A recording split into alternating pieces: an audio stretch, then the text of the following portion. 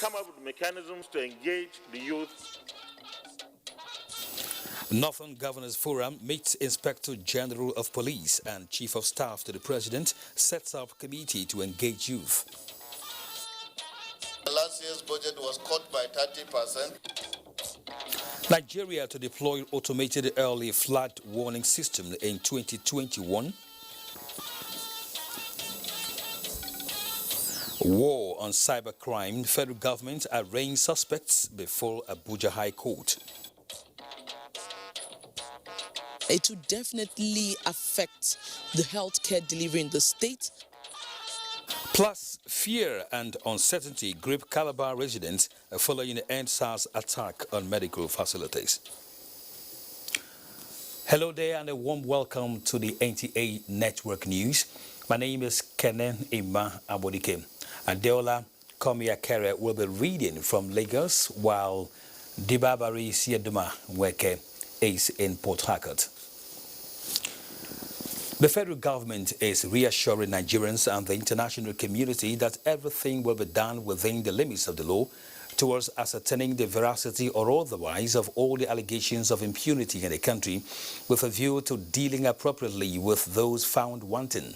The Attorney General of the Federation and Minister of Justice, Abubakar Malami, who said this, however, warned against rushing to judgment without getting to know the fact. The minister was speaking at an interactive engagement with international journalists in the country. State House correspondent Adamu Sambo has the report. The media parley attended by the Ministers of Foreign Affairs, Defense, Finance, Justice, Minister of State for Petroleum Resources, as well as Executive Secretary, National Human Rights Commission, was organized by the Presidential Communications Team to put the record straight as regards recent developments in the country occasioned by the NSAS protests. There have been different kinds of reportage, particularly from the international media. Some informed, some not quite informed, some downright incorrect. And we just felt it was necessary to invite these international journalists so that we can share perspectives with them. Because if they have background information, I don't think journalists set out deliberately to skew reports. Consequently, the ministers took turns to put into perspectives issues relating to their areas of jurisdiction. Justice Minister Abubakar Malami in particular told the journalists that with fake news, hate speeches and photoshopping now the order of the day in Nigeria, no single allegation of impunity in respect of the Lekki incident can be taken hook, line and sinker. Our position as a government is that the element of shooting or otherwise, deaths or otherwise, relating to the Lekki scene is indeed a subject of investigation. The military lured to participate in this operation. That is what we understood, and we are restrained by the Commander-in-Chief of the Armed Forces not to use force in any way. So who ordered the shooting? We ordered for an investigation, and it's still on. All the actions taken by government in that regard are very clear to everybody. As a commitment to respecting the right of the protesters, you will agree with me that the protests were not violent, their rights were respected, there was nobody molested, and there was no incident until when the hoodlums took over. I really don't see exactly how this protest affects the PIB at all. In fact, the PIB is to help to resolve some of these issues around job creation. A lot of opportunities will be created, and we also believe that the PIB is going to enable a lot of investment, new investments come into Nigeria. Finance Minister Zainab Ahmed insists that the Buhari administration deserves commendation for keeping the economy running despite the negative impact of COVID-19 as well as the crash in the crude oil price. The President directed that we must make sure that salaries are paid, so we have not defaulted in paying salaries. We have been able to provide running costs to government on a continuous basis. We've even been able to provide capital funding that is higher than even previous years that in terms of performance prorated. than previous years that we didn't have a recession.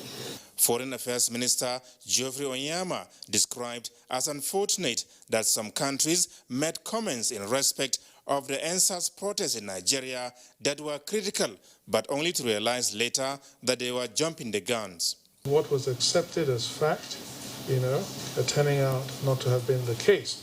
The interactive engagement between the federal government officials and media practitioners continues.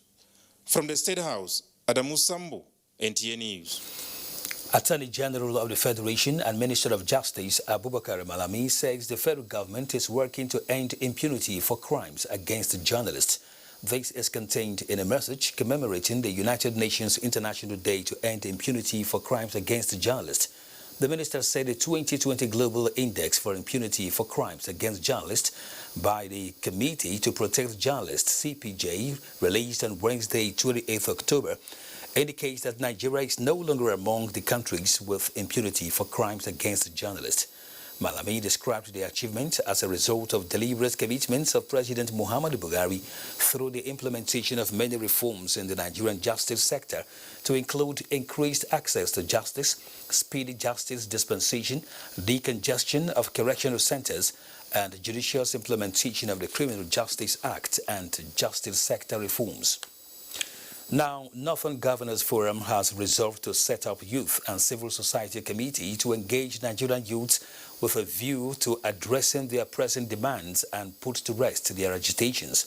Muhammadu Umar Ajinge reports that the governors arrived at the decision in Kaduna after an engagement with the Inspector General of Police, Muhammad Adamu, and Chief of Staff to the President, Professor Ibrahim Gambari. Order they came in. The governors, traditional rulers, principal officers of the National Assembly led by the Senate President, Minister of Information and Culture, Lai Muhammad, and Chief of Staff to the President, Professor Ibrahim Gambari, to discuss issues affecting the country. The most recent NSAS protest and its hijack top discussions as the governors listened to submissions by the Inspector General of Police and the Chief of Staff to the President on efforts made by the federal government to contain the incidences that trailed the protest after its hijack. The appeal of Mr. President is that the governors of the states and the traditional rulers to support the government as it seeks to achieve the objective of Mr. President, which is to have a stable, prosperous, and secure nation. As the custodians of our traditional and communal values, I urge our royal fathers to draw on your communal reverence and social control instrument in engendering a moral revival and in instilling a sense of patriotism in our youth. Should come up with mechanisms to engage the youth in such a manner that we're able to tackle some of the issues that they face.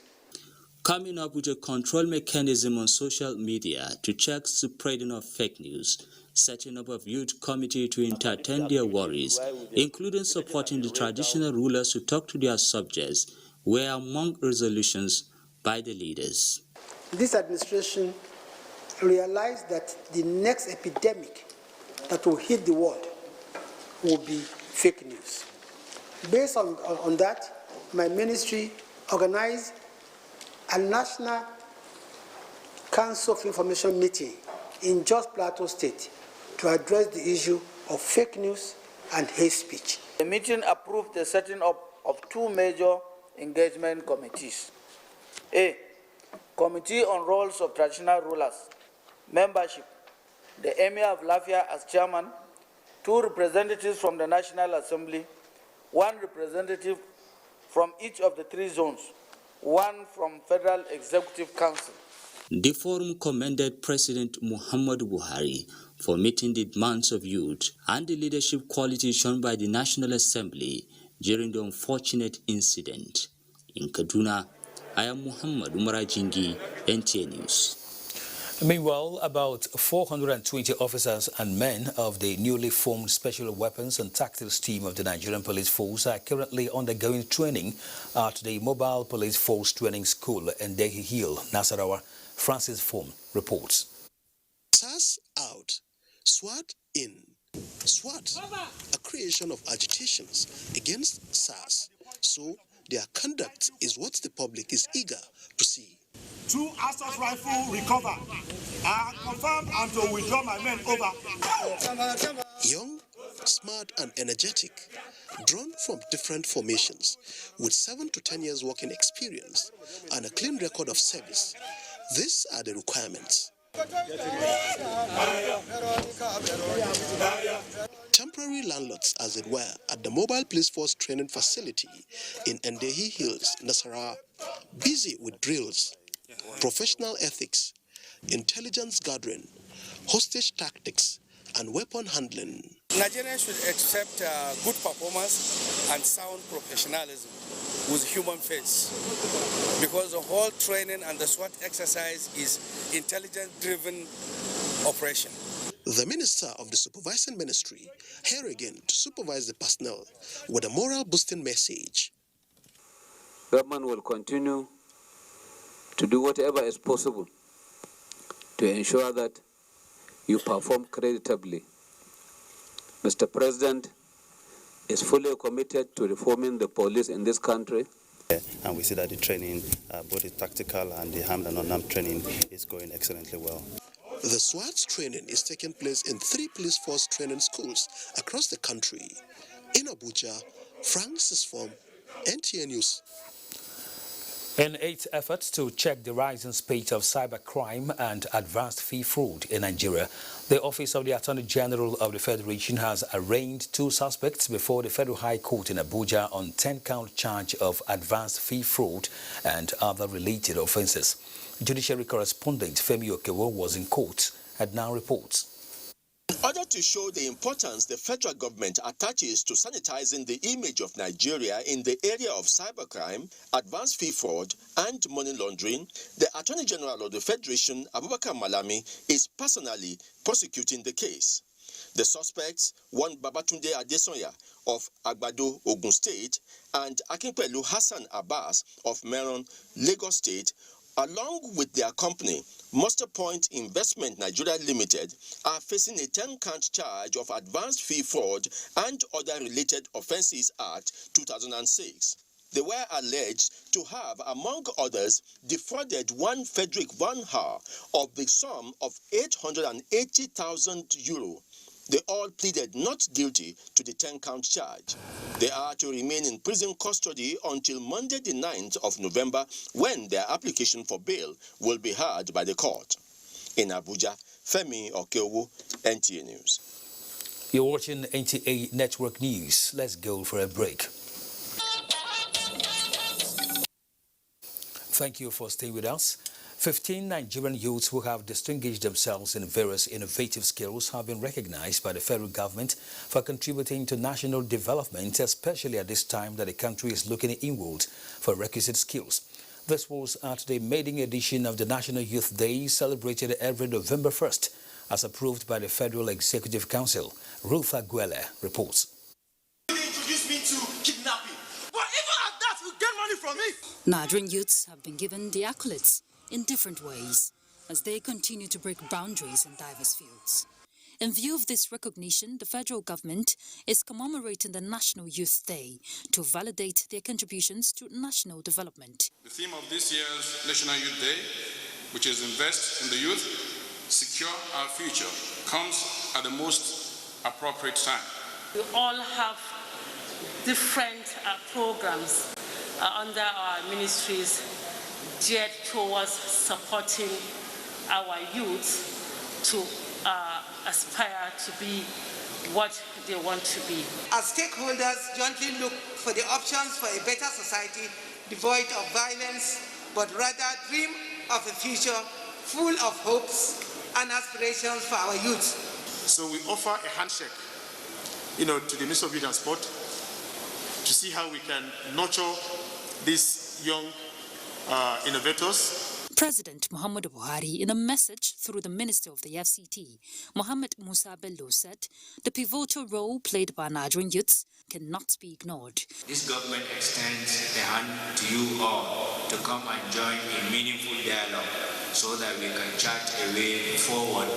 Some of the youths were awarded with prize of 1 million naira for their contributions in innovative ideas and app development. To allow protest is not a sign of weakness. It is indeed a sign of strength and belief in democracy. It will give other people like hope and, think that, the Nigeria government are actually looking out for youths. It shows a lot that there is still something out there for me to do. The official logo of the 75 billion naira Nigeria Youth Investment Fund for the period of 2020 to 2023 was unveiled in Abuja. Ruth Aguala, NTA News. Youths in the country have been advised to eschew violence, desist from wanton destruction of public utilities, and support government strategic measures to revamp the economy. Minister of Foreign Affairs Jeffrey Onyama gave the advice at a town hall meeting with traditional rulers and representatives of youth organizations in Enugu State. Chika Ugu reports that the meeting was aimed at charting a way forward following the recent NSAS protests across the country. It was an interactive forum, one which afforded participants the opportunity to bear their minds on critical issues of national importance. One after the other, they recounted their frustration on certain anomalies in the Nigerian sector economic space, which has led to the recent protest that was hijacked by hoodlums. While some expressed displeasure at the cost of governance and the poor condition of service of security agents, especially the police. Dedicate that fund for empowerment of our students so that they can actually become good researchers, and of course use it as an incentive for professors to invent something in the university. It will be a continuing process. It's not once and for all. Minister of Foreign Affairs Geoffrey Onyama told the gathering that government is attending to the demands of the youths, with special focus on reforming the police in tackling the disturbing insecurity in the country. The way Mr. President responded when the demonstration started and there was 5-point demand, he immediately set up institutional mechanisms to address the points, the 5 points that were raised by the NSAS movement. The town hall meeting is coming days after a similar one was held by the Southeast Governors Forum in Enugu State.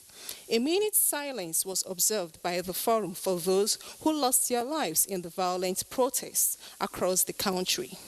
In Enugu, Chika Ugu, NTA News.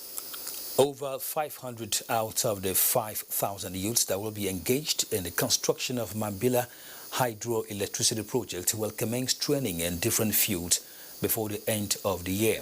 The Minister of Power, Saleh Maman, was speaking at a peace-building interactive session with stakeholders in Taraba State. Joseph Otson reports that the meeting is in line with presidential directive that all ministers return to their various states and interface with youths on the way forward. The meeting is in line with the presidential directive that all ministers return to respective states and engage stakeholders and youth groups as part of measures towards addressing demands of the NSAS protests.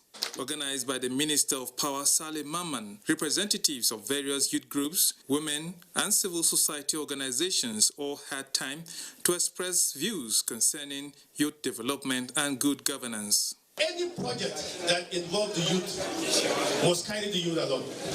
Whatsoever government plans to do in the country, let there be what we call a need assessment at the community level and at the group level.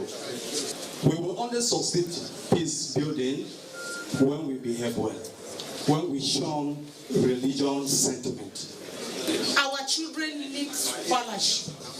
So we want to disabuse your minds that we are not here to stay, but rather we are here to give you mentorship, to groom you, to lay a very solid foundation so that that will be our legacy. On what the federal government has been doing to empower youth and women. Very soon, Mambila project is going to kickstart, and in this project, we are going to employ a lot of people, minimum of not less than 5,000. Before the end of the month, we are going to train 500 to start with. Technicians, electricians, bricklayers, welders, and so on. Most of the participants crave for more of such interface as a way of carrying everyone along with government policies. In Jalingo, Joseph Sound Utsen, NTA News. Now, Minister of Youth and Sports Development, Sandra Dare, has stated that no nation is worth its salt without proper legislation. This was during a meeting with the Nigerian youth parliamentarians. As members of the youth parliament, the minister noted they are bound to gain experience, which is most critical in governance. As regards budgeting, he assured the parliamentarians that he will ensure that what is meant for them is not taken out during budget defense. It is regrettable that people died. It is regrettable that some other elements hijacked the protest. It is regrettable that people lost their livelihoods. But I said there are lessons learned on the part of the youth. Even on the part of government, we know that we must deepen our efforts. We must provide more opportunities for our youth. The government is clear about that, and we're working in that direction. The Speaker of the Youth Parliament, Mubarak Mijinyawa, appeals for tenure review, approve allowances, and ensure exchange programs for the Parliament. In another development, Kaduna State Governor Nasiru Ahmad El-Rufai has called on the National Assembly and its Hard Work Committee on Constitutional Review to leverage on the recommendations of the APC through Federalism Committee to initiate either a piecemeal or comprehensive constitutional and legislative amendments conducive for modern governance. Governor El-Rufai was speaking at the just concluded Arewa House Golden Jubilee celebration in Kaduna. Muhammad Umar Ajingi reports. After saluting the vision and sacrifices made by the founding fathers of the northern states, Governor Nasiru Ahmad El-Rufai told his elder statesmen, intellectuals, politicians, and traditional rulers that it was time to act on recommendations of the APC Committee on True Federalism, which meant to lay the party's roadmap for nation's greatness. The APC Committee on Federalism recommended that the Federation be rebalanced, with more powers and responsibilities devolved to the states. The committee also clarified that the Federation is a relationship solely between the states and the federal government, and that each state should be allowed to operate the system of local government that best suits its circumstances, culture, and diversity. Governor El-Rufai says the committee chaired by him believes that Nigeria has come of age to restructure her laws, make necessary arrangements in her constitution for modern governance system that will move the nation with the trend of the 21st century. Part of the recommendations by the committee is for states to exercise more powers in controlling resources to deliver better services to the people. In Kaduna, I am Muhammad Umar Ajingi, NTA News. Let's join Adeola Komiakere in Lagos for reports. Thank you, Kenny. The West African Examination Council, WAEC, has released the 2020 West African Senior School Certificate Examination results with 65.25% pass rate, an improvement on last year's 64% pass rate. Hinkino John Adams gives us details. Briefing the press in Lagos, head of Nigeria National Office of the Council, Patrick Aregan, disclosed that out of the 1,538,445 candidates that sat for the exam, 1,456,727, representing 94.69%, have their results fully processed and released, while 81,718, that is 5.31%, have few of their subjects still being processed due to some errors committed by the candidates. 86.99% of the candidates, as against last year's 82.35%, obtained credit and above in minimum of 5 subjects, with or without English language and mathematics. The results of 215,149 candidates, representing 13.98% of the total number of candidates that sat the examination, are being withheld in connection with various reported cases of examination malpractice. The examination was also conducted in Chibok local government area of Borno State, the first time since the abduction of over 200 school girls in the area by insurgents 6 years ago. In the month of April, candidates of the West African Senior School Certificate Examination were left in uncertainties as a result of the initial cancellation and subsequent postponement of the examination caused by the coronavirus pandemic. On 17th of August, the candidates' anxiety was fully put to rest as the examination began with mathematics and ended on September 12. Barely 2 months after the examination, the results are out. In Lagos, Hingino John Adams, NTA News. The wanton destruction of property carried out by some unidentified hoodlums under the guise of NSAS protest affected many public and private businesses, and the marks are still visible everywhere, attesting to this wastage. Here in Lagos, victims are collecting their losses to enable them pick up the pieces and get back to work. That is why the Managing Director, Nigerian Ports Authority, Hadiza Bala Usman, toured the vandalized headquarters of the authority and assured maritime operators that business operations will be sustained without any form of delay or setback. Abolade Salami reports. This 7-story building situated in Marina Road in Lagos Island serves as the corporate headquarters of the Nigerian Ports Authority, NTA, where cargo handling and maritime service operations are carried out. On the wake of the NSAS protest, when youths were demanding an end to all forms of police brutality, some unscrupulous persons took advantage of the protest to loot and vandalize both private and government property, and NPA was not spared.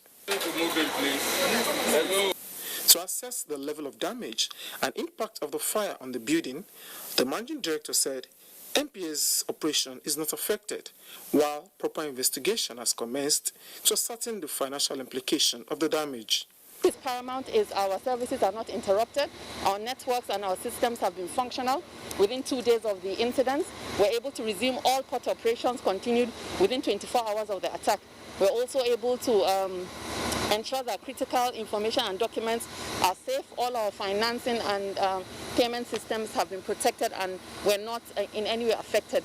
Although no casualty was recorded, but the annex wing of the building and about 27 vehicles belonging to NPA and members of staff were burnt. Thus, the management said, will be documented while other necessary actions will be taken. She emphasized that the Nigerian Ports Authority will not be deterred in carrying out its constitutional role of offering cargo handling and storage services. In Lagos, Abolade Salami, NTA News. That's it from here. Another break beckons. More reports when we return. To stay. Welcome back. Oil prices fall this Monday to their lowest since May. Muplang Dakok will bring you details on this and more on Business News. Hello, Muplang. Hello, Kene. Thank you and welcome to Business News. The Extractive Industries Transparency Initiatives, IT, a coalition that promotes extractive transparency and accountability in over 50 countries, has commended the Nigerian National Petroleum Corporation, NNPC, for honoring its commitment to promoting and deepening the culture of transparency and accountability.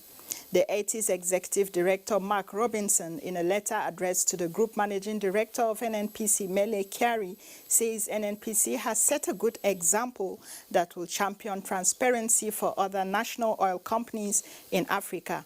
The 80 also commends NNPC's monthly publication of its financial and operations report since 2016, as well as recent publication of the corporation's 2018 and 2019 audited financial statements. The group's audited financial statement shows that NNPC has reduced its losses by 99.7% from 803 billion naira in 2018 to 1.7 billion in 2019.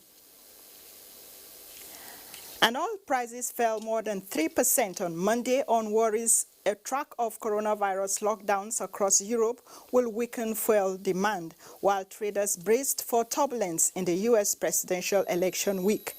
Brent was at $36.78 a barrel, down $1.16, still below the $40 mark, while U.S. West Texas Intermediate fell $1.24 to $34.55 a barrel. Russia's Energy Minister Alexander Novak met with executives of Russia's oil companies on Monday to discuss the OPEC Plus production cut deal. OPEC Plus is currently withholding a total of 7.7 million barrels per day from the market in the hope of stabilizing the oil prices. And on the stock market, the bears took hold of the first trading day of the week as investors lost 26.81 billion naira. The NSE All Share Index lost 0.17% to close at 30,479.39 basis points, while market capitalization stood at 15.9 trillion naira. Market bread closed negative as Dangote Sugar led 22 gainers as against 26 losers, topped by Mobil at the end of today's trading session. Fidelity Bank, Zenith Bank, and Dangote Sugar were the most active to boost market turnover. Zenith Bank and Dangote Sugar topped market value list. And that's it on Business News this evening. Kene? Thank you very much.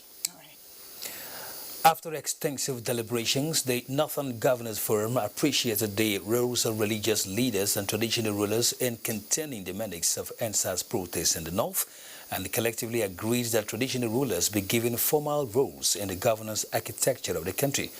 The meeting rejects and condemns the subversive actions of the NSAS protest, the superlative agitations and other change regime actions outside the ballot box that took advantage of the peaceful protest to push for a separative agenda. They endorse the indivisibility, indissolubility, and oneness of the nation.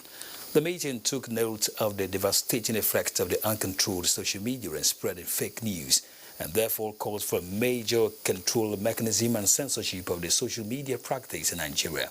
The meeting warned strict watch on the Federal Capital Territory to guide against unwarranted and destructive protest to safeguard the critical assets of the nation. The National Assembly and the Presidency were acknowledged for being proactive in addressing the issues of NSAS protests across the country. Amicable resolutions of ASU strike to enable students resume their studies was also stressed by the meeting.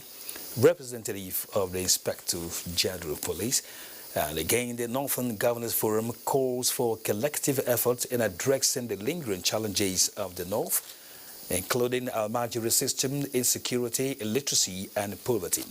The forum appreciates Mr. President and his cabinet for the quick intervention in meeting the demands of the NSAS protesters and resolved to give him the maximum support as he rolls out measures to address the lingering challenges of youth unemployment, banditry, and Boko Haram insurgency in the country.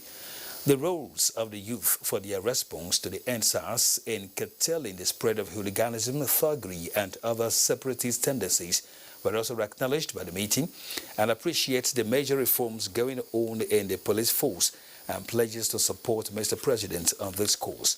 The meeting resolves to support the Nigerian police force to serve the country better and calls for the strengthening of trust between the people and the police. The meeting expressed concern over the low-level involvement of relevant stakeholders in the implementation programs of government and calls on the relevant agencies to review implementation strategies to make for maximum impact and benefits. It also condemns attacks on persons and properties of especially persons living in other parts of the country, and also condemns attacks and burning of places of worship in some parts of the country in the name of NSAS protests. Now, part of the vision of the Ministry of Environment in 2021 is nationwide deployment of automated flood early warning system equipment. This is to prevent the devastation of flood on communities. National Assembly correspondent Lami Ali reports that the minister was at the House of Representatives for budget defense. The Minister of Environment, Abubakar Mahmoud, listed projects proposed for implementation in 2021, numbering 147, which include new and ongoing projects located across the 36 states of the Federation and FCT. Aside the flood early warning system equipment, the ministry will intensify conservation, restoration and protection of the environment. Mr. Chairman, is something that is in the forefront. One of the really flagship projects of this administration. Remediation activities are completed in 10 sites, but so far 6 of which are waiting final certification by NOSDRA. Other budget defense sessions involve the Small and Medium Enterprises Development Agency, as it appeared before the House Committee on Poverty Alleviation to give more insights on its 2020 budget performance and projection for 2021. Last year's budget was cut by 30%. We still need about 1 billion to complete the Abuja enterprise hope that we are combating, and we are doing it as a pilot project. Meanwhile, the House Committee on Aviation, during an investigative hearing, has urged the Ministry of Aviation to suspend the planned concession of 4 airports in Nigeria. From the National Assembly, Lami Ali, NTA News. Port Harcourt is where we go next, and Dibaba Risia Domanweke is our guide. Welcome to Port Harcourt. The State Security Council is to review the curfew in Oyibo Council area to ascertain the situation of things for further actions. Ogediekwe reports that the governor also sued for peaceful coexistence among all residents of the state. The past few weeks have witnessed violence allegedly perpetrated by the indigenous people of Biafra, IPOB, in Oyibo and some other parts of the state. The violence, which led to the wanton destruction of property and loss of lives, would have degenerated into an ethnic crisis for the swift intervention of the State Security Council.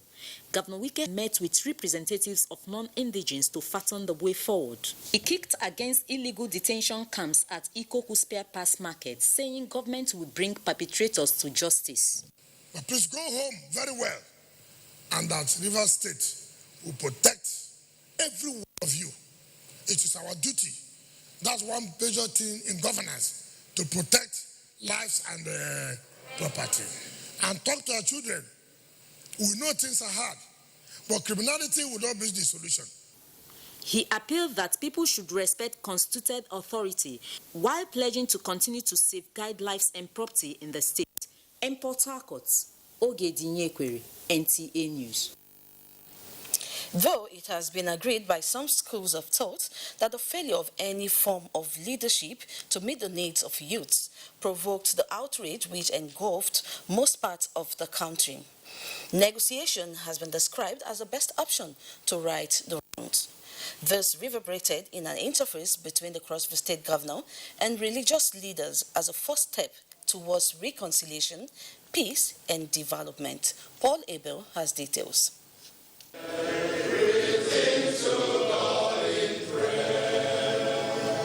This aim rendered here seems to set the atmosphere for these ones to interface for peace, just as Islamic clerics here also offer prayers for the unity of the country.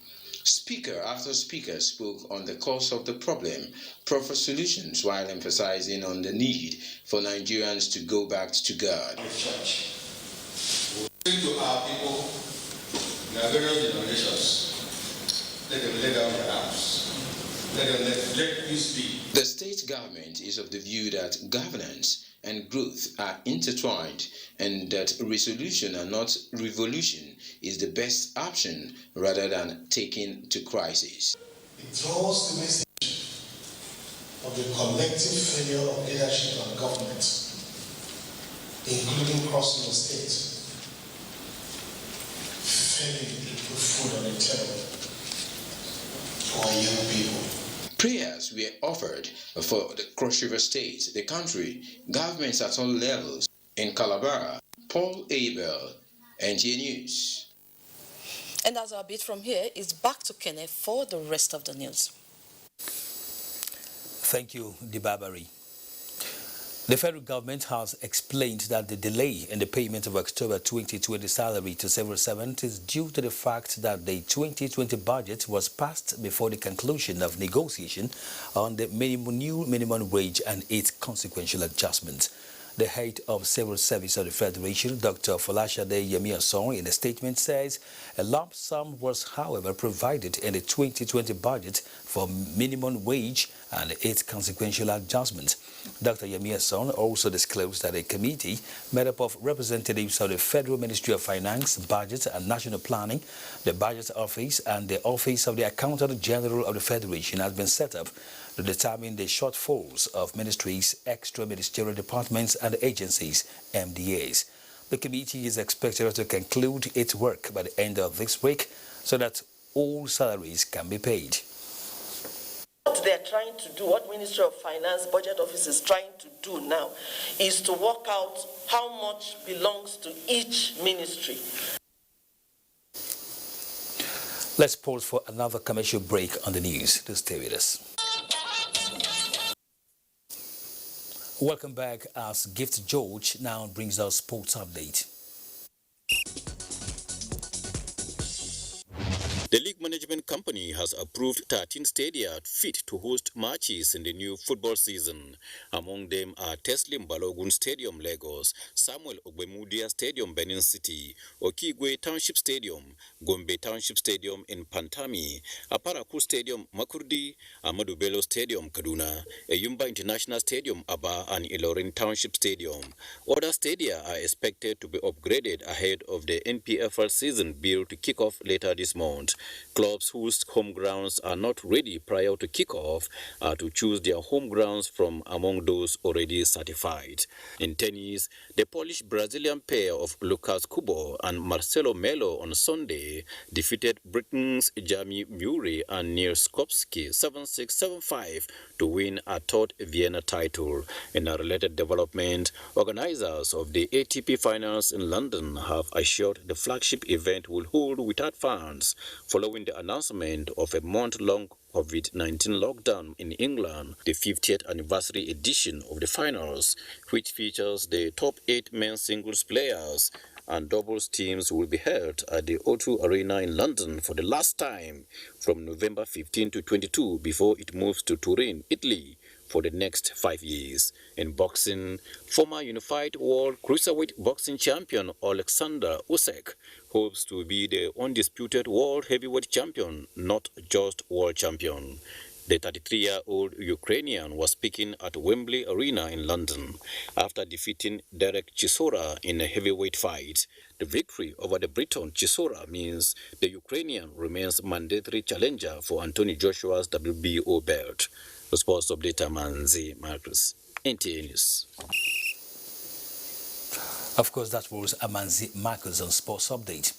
The Chief Imam Uthman bin Affan Mosque, Abuja, Abdul Jalil Dabo, has been laid to rest at the Gudu Cemetery, Abuja.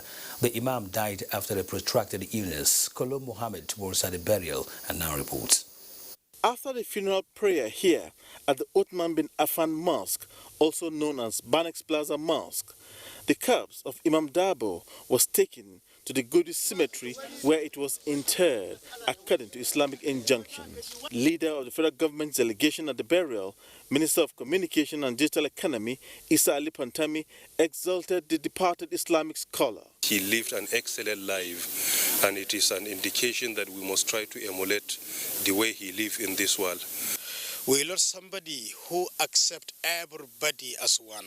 My father was a great mentor, not to the family alone, but to the entire Ummah. Everyone that had contact with him know him to be a very humble personality. Abdul Jalil Dabo has been the Imam of the Uthman bin Affan Mosque, Abuja, for many years.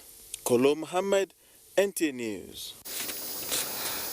In the meantime, President Muhammadu Buhari on Monday joined thousands of Muslims in the Federal Capital Territory, Abuja, in mourning the demise of Imam Abdul Jalil Dabo, the chief imam of the Uthman bin Affan Islamic Center located at opposite Banex Emap Plazas, Wuse 2, Abuja. In his message to the family and the followers of the late Islamic leader, President Buhari, who was represented at the funeral by Dr. Isa Ali Ibrahim Pantami, the Minister of Communications and Digital Economy, described the deceased Imam Dabo as a rare leader, bold and courageous enough to say the truth to those in power. The people of the FCT have lost a teacher and guide, and the Muslims in the country a leader bestowed with unique qualities and strength. We pray to Allah to reward his good deed, President Buhari added. President Muhammad Buhari has expressed sadness over the death of a Kano-based community leader and renowned cleric, Muhammad Abdul Rabihi Adahama, describing him as a long-time friend and as well as an astute and courageous scholar. In a tribute, President Buhari praised late Khalifa of the Adahama clan in Kano City, whom he said openly supported his political aspirations for all the time he had been in politics. The deceased is the grandfather of the President's Senior Special Assistant on Youth Matters, Nasiru Adahama. Now let's check out tomorrow's weather. The atmosphere is getting drier. That explains the haziness we're experiencing right now over the central and the north. With fresh dust plume raised over N'Djamena and following the trajectory of the winds, it's expected to keep the northern region in dust haze conditions with visibility ranging from 2 to 5 kilometers. However, Kano and Kaduna should experience a horizontal visibility of 1,000 meters. It should be sunny and hazy over the central cities, while the southern regions should see some patches of cloud with sunny spells. There are prospects of morning thunderstorms over parts of Calabar and Port Harcourt. And for the afternoon, while weather conditions over the north and central remain the same, we expect Warri, Calabar, Port Harcourt, some parts of Enugu and Lagos to see some thunderstorms. And that concludes the forecast for Tuesday. I'll leave you with the temperature forecast. I am Akami Samada. Bye for now.